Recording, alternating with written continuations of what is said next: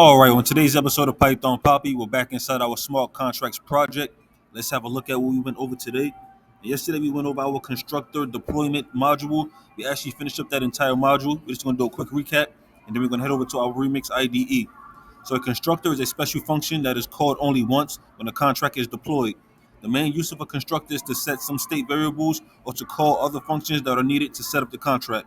Now, with that being said, let's head over to our Remix IDE and see exactly what we're going to be doing today.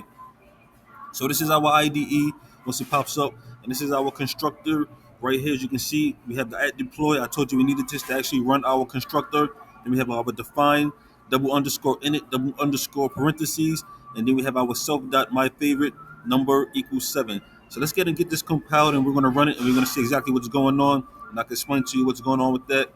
Now you remember when we initially ran our code without the constructor, everything was set to zero as default because we didn't have anything stored. So let's see what the case is today. So we're gonna open up our folder. We're gonna see everything still works as normal. Everything still works as usual. It's just the only thing we did was added a constructor and we deployed it first. So let's see what happens when we pull open my favorite. As you can see, it's set to 7, and we're going to retrieve and see if it was still working. And you can see it's set to 7. Now, why is it set to 7 as opposed to 0 like it was yesterday? As you can see here, inside of the my constructor, we have our number hard coded to 7.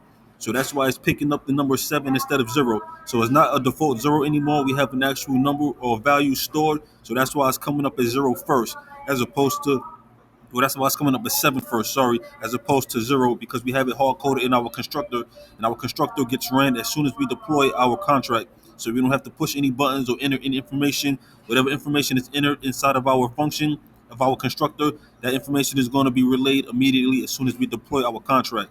Now that doesn't mean that other functions don't also still work. So we can go over here and let's add 3 to our store. We're going to go ahead and store it. Then we're going to hit the my favorites. As you can see, it's updated to 3. We're going to retrieve that and see if we can retrieve the number. As you can see, it's retrieved 3.